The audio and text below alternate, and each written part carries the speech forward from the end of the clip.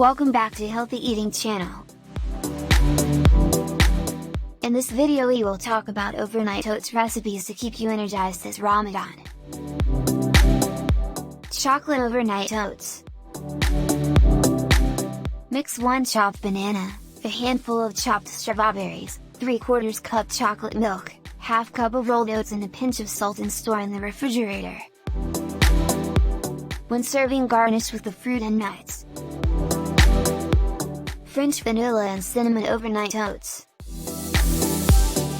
Mix a handful of fresh mixed chopped berries, 3/4 cup milk, half cup rolled oats, a pinch of cinnamon powder, 1/4 of a teaspoon French vanilla extract and 1 teaspoon honey.